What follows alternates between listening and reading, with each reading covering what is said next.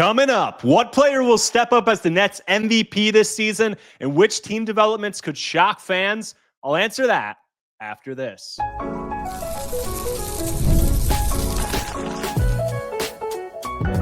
You are Locked On Nets, your daily Brooklyn Nets podcast. Part of the Locked On Podcast Network, your team every day. Welcome in to the Locked On Nets podcast right here on the Locked On Podcast Network. It's your team, the Brooklyn Nets, every single day. I'm Erik Slater, Brooklyn Nets beat reporter for ClutchPoints.com.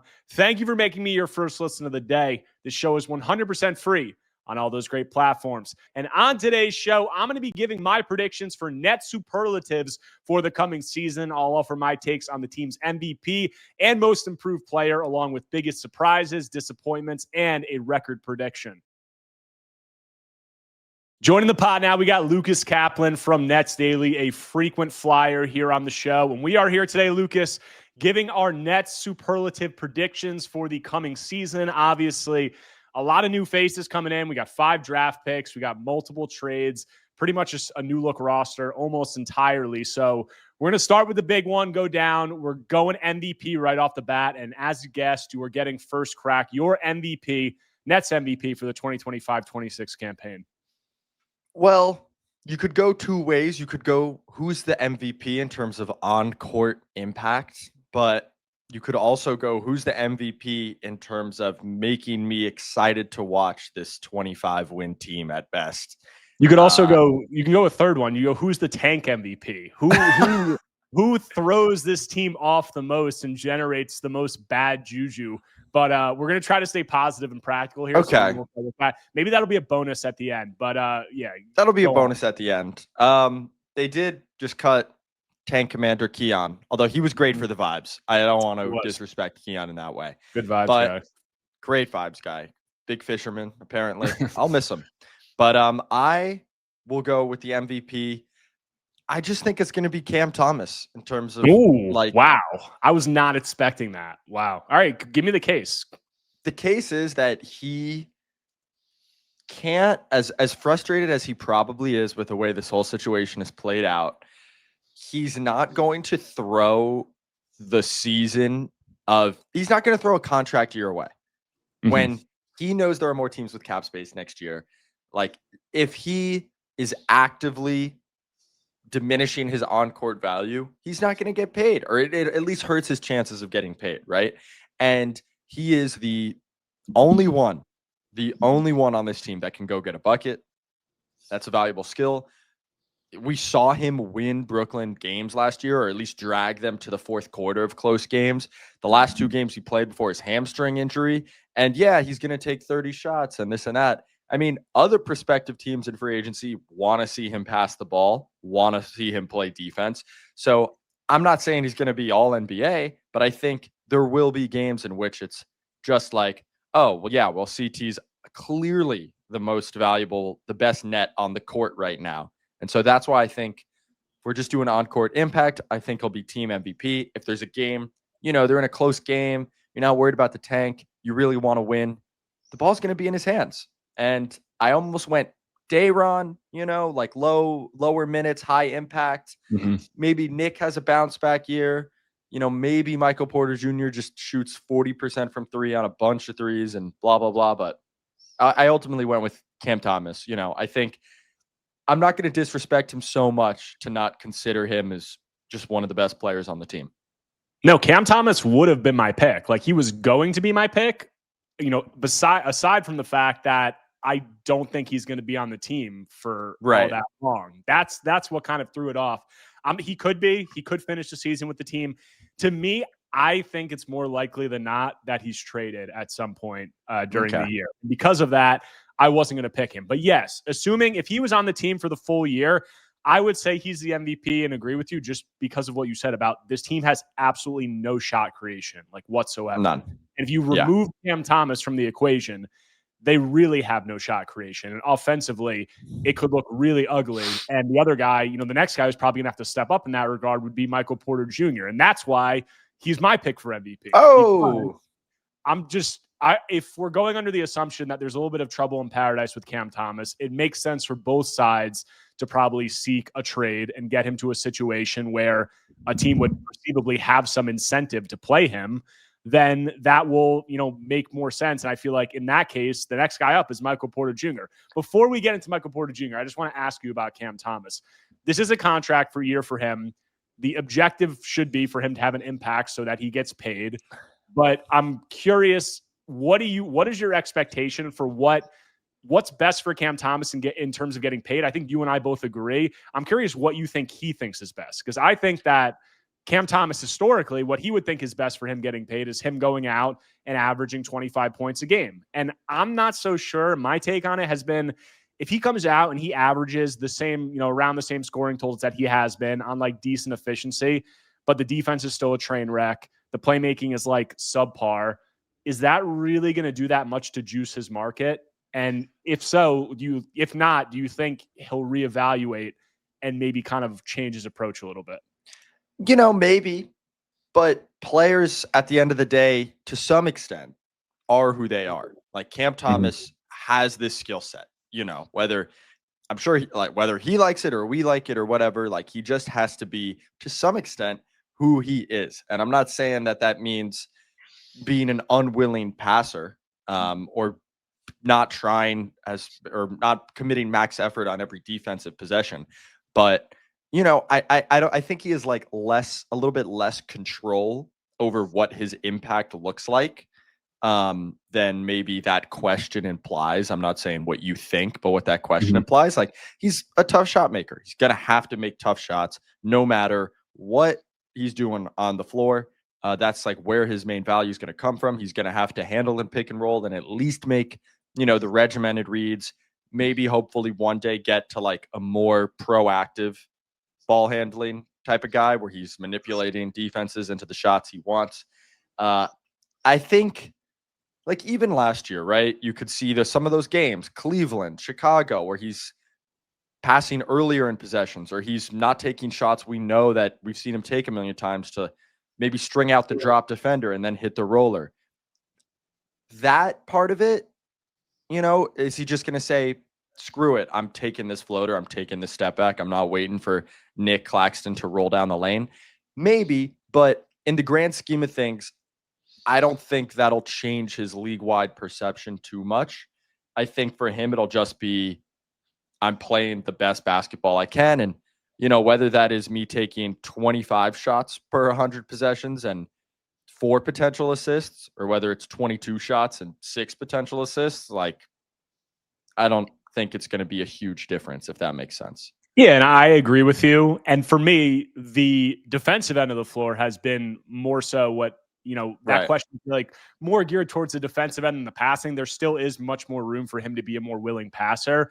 But I feel like the drawbacks defensively might be the thing that have hurt him the most in terms of his market around the league, because if you dig into the tape, it's just not good. And I just don't think, there's an appetite to pay guys $20+ million per year who have these kinds of defensive deficiencies, and in order to be a guy who gets paid with those kinds of defensive deficiencies, the other end just has to be so astronomically amazing, which not many guys can do it. It's not even a knock on Cam. It's just like, but that might be where he thinks he can get to. So I guess to your point.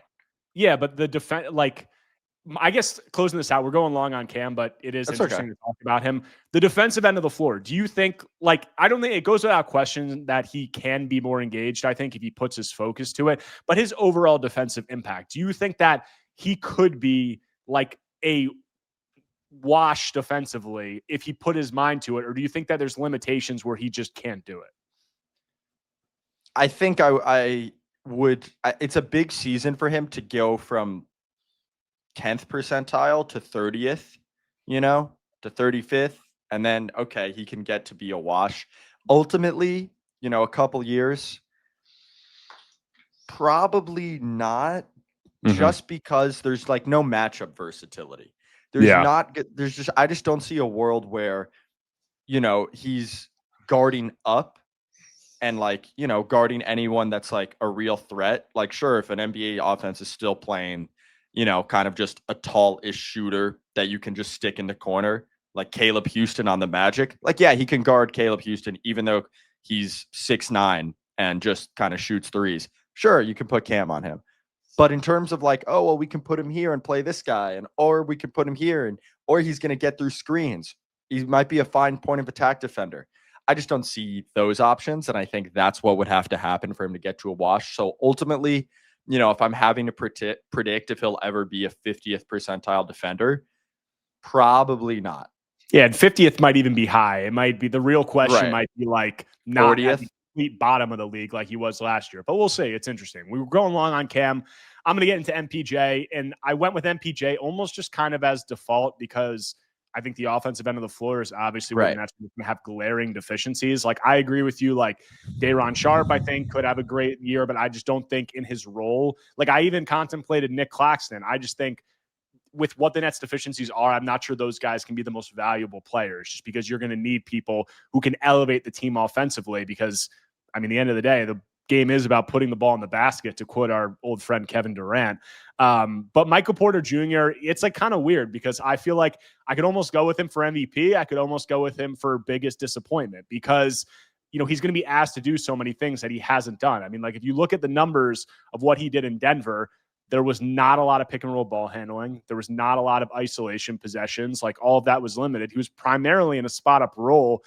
And, is he going to be able to like step up and do that stuff at a high level? Like, I'm not very bullish on that, but I think he'll be able to do enough combined with just the spot up shooting and what he can do as an off ball player, where I think that, somewhat similar to the Cam Johnson mold last year. Like, I think Cam can do a lot more things offensively, but at the end of the day, like Cam's floor spacing, the secondary things that he could do were just so valuable to this Nets team because nobody else really could do it. So we got to go to a break soon, and then we'll get into the rest. But what are your brief thoughts on Michael Porter Jr. and expectations for this season?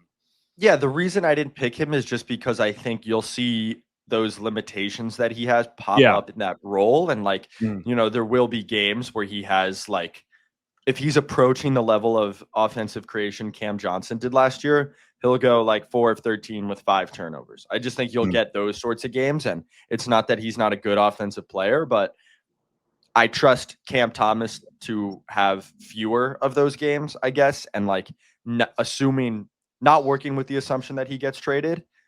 That's why I leaned Cam. But ultimately the reasoning is, I get where you're coming from with MPJ. Yeah, and I agree with you. And if Cam's on the season, if he's on the team for the full season, I agree. He's their most capable offensive player, and I think he'll do those things at a much higher level. I'm just skeptical whether he's going to be there. We got a lot more superlatives to get into. We got most improved, biggest surprise, biggest disappointment, record prediction, all that and more. We continue Locked On Nets after a quick break.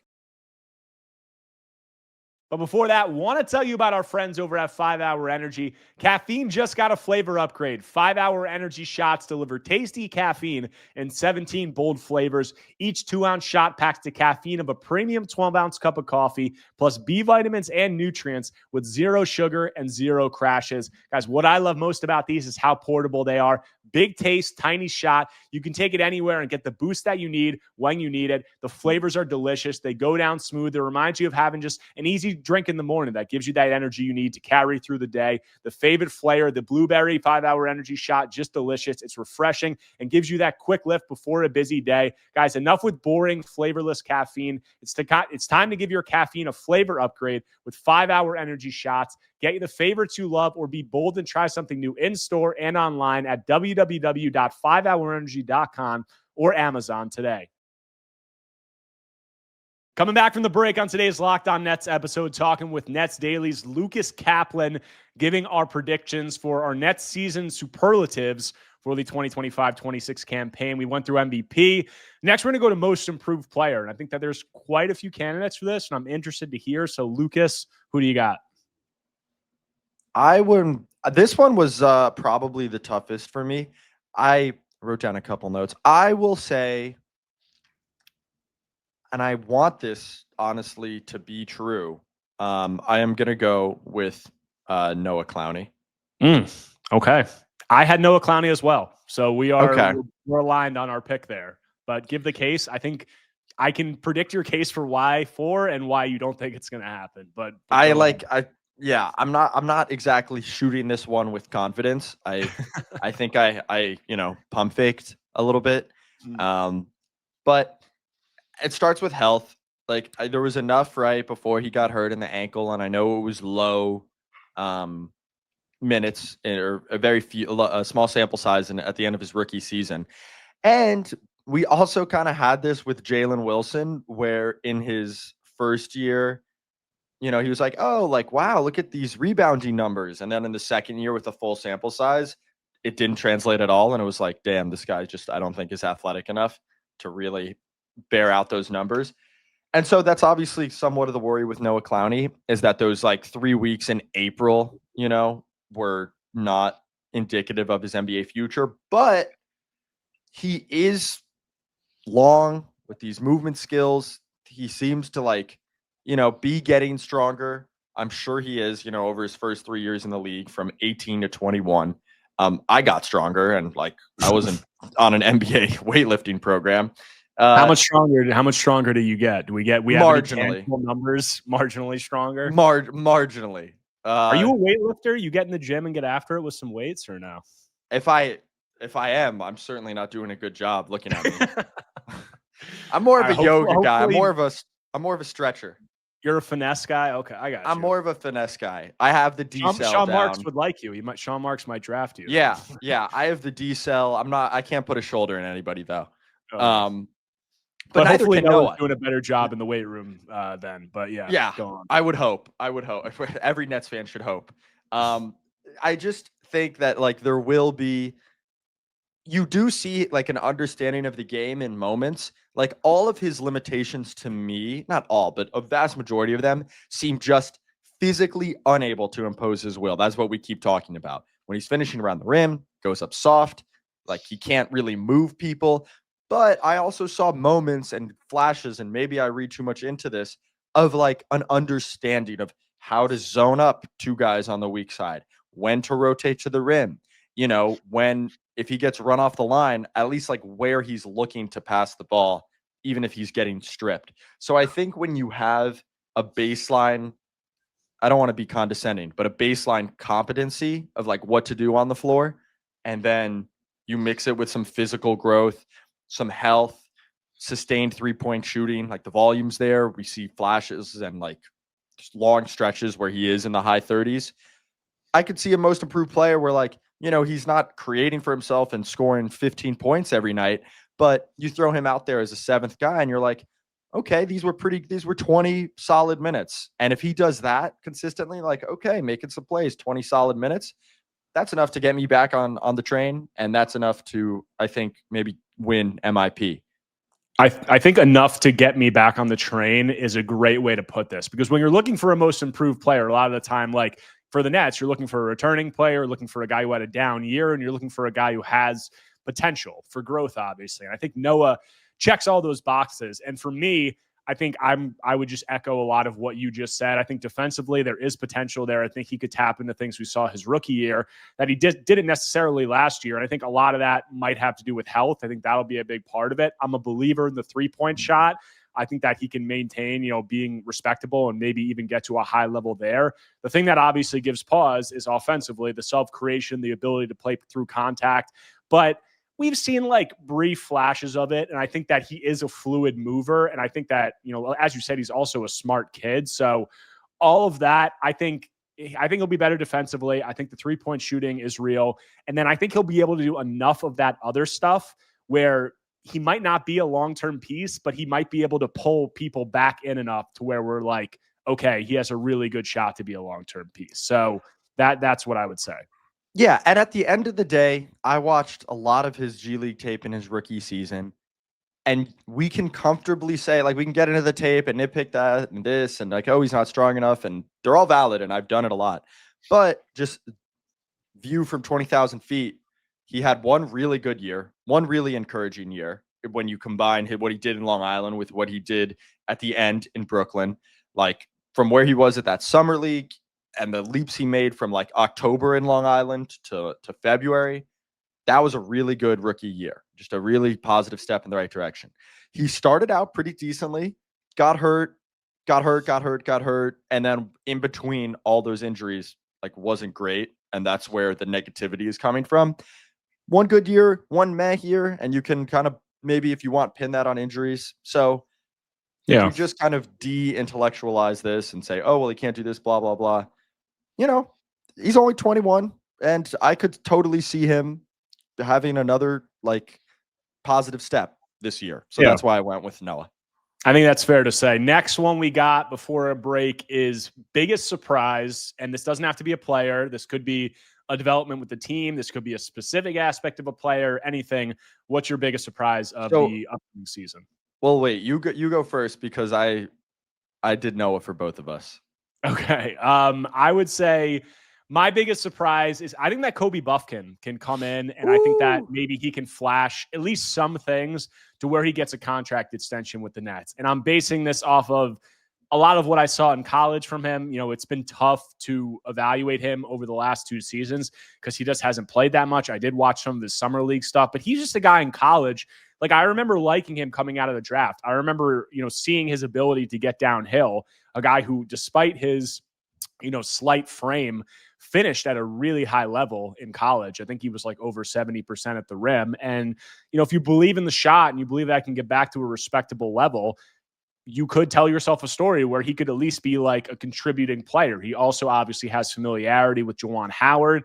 I think that'll probably help after the last 2 seasons not going how he wanted, stepping in with a guy who, recruited him or, has familiarity with him personally. So I just think that he's a guy who could come in as a buy low and maybe have a similar, not in terms of position or what he does, but just a similar impact to Zaire Williams in a situation where everybody's really encouraging him, really building him up and all those things. And, maybe he could be somebody. Maybe he could be a guy who gets another contract from the Nets and then they get an extended runway to see what he is. So that's my take on it. And, I'm excited to see what he can do.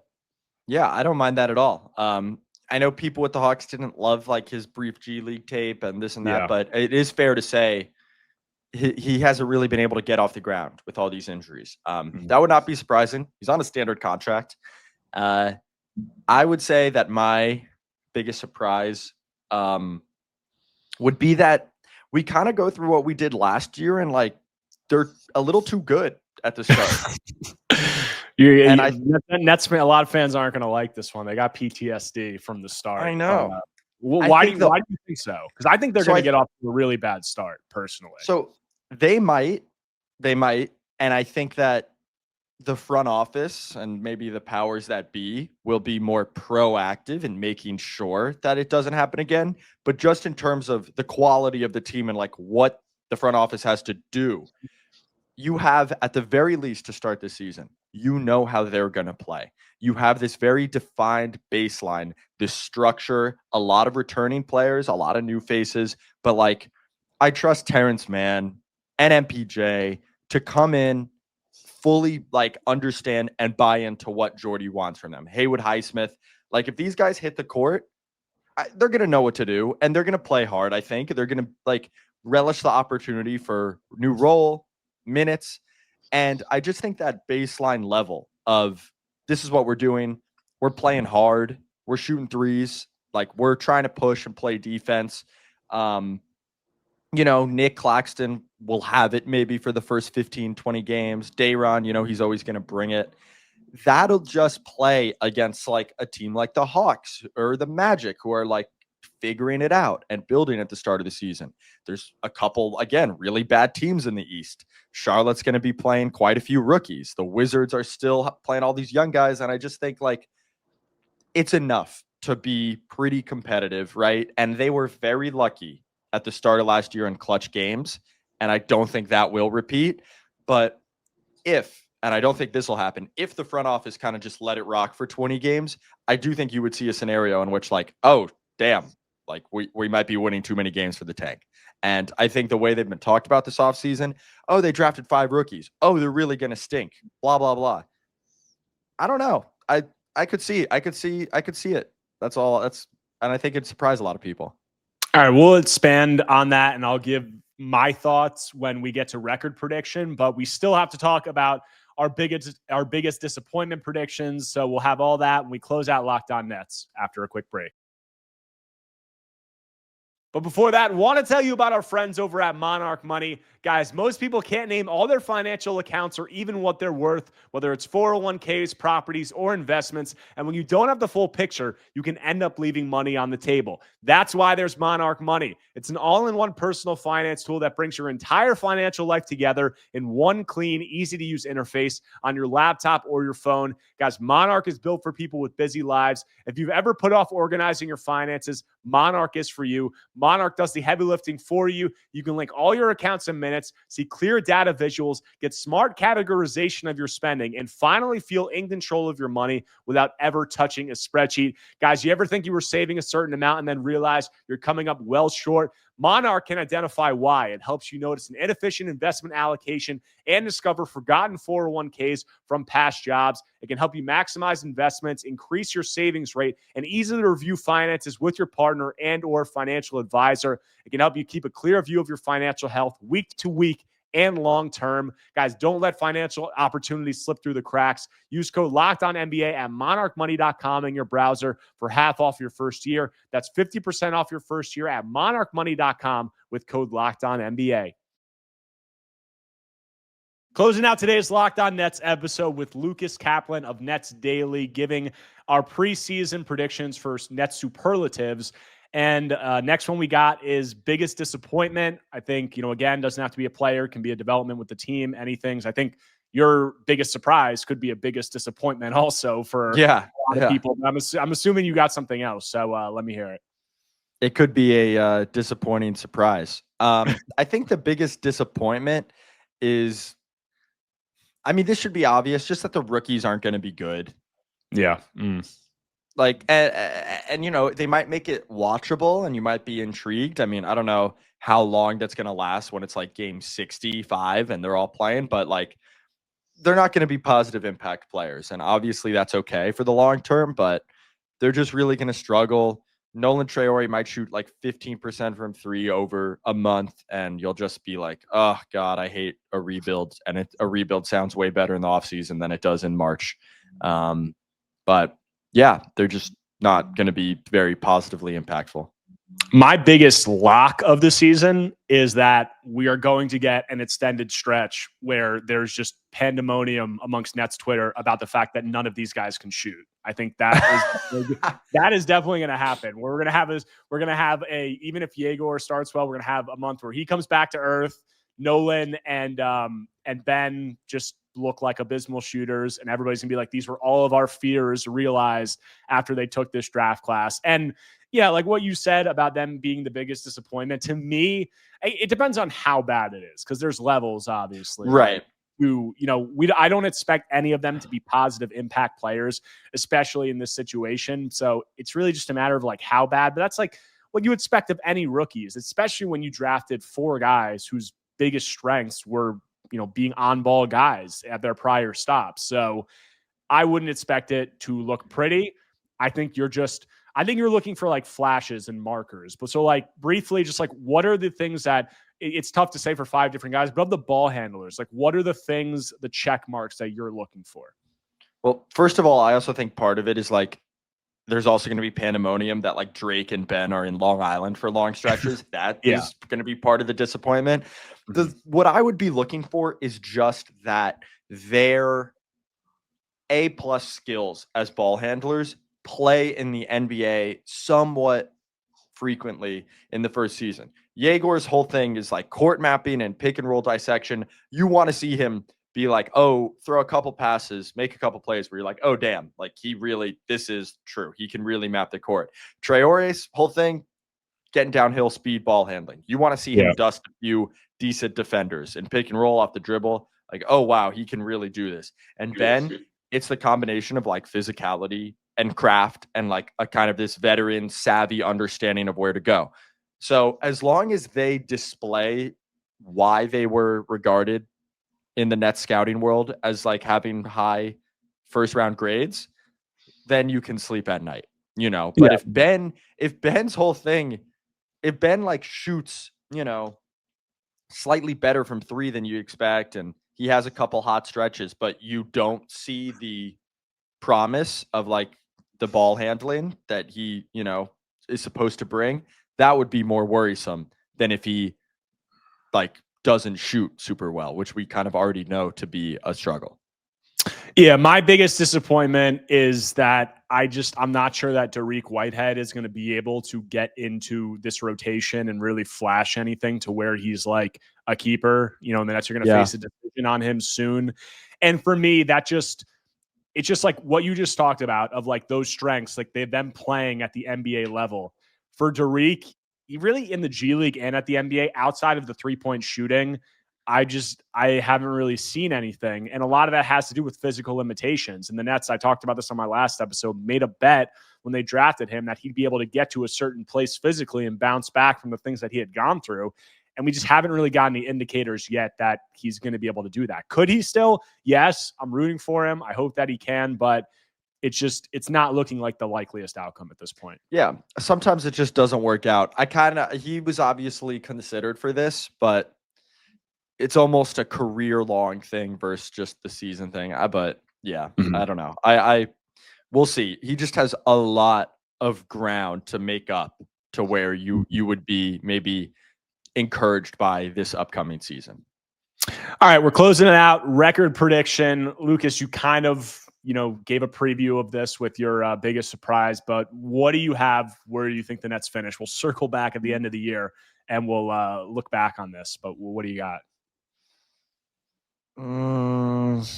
What they finished with last year? 26 wins? 26, yeah. 26? 25? 24. Wow. 20, like minus one more. I went 24 and 58. Okay. I go 24 and 58. That's my final. 58 fair. I went with 22 and 60.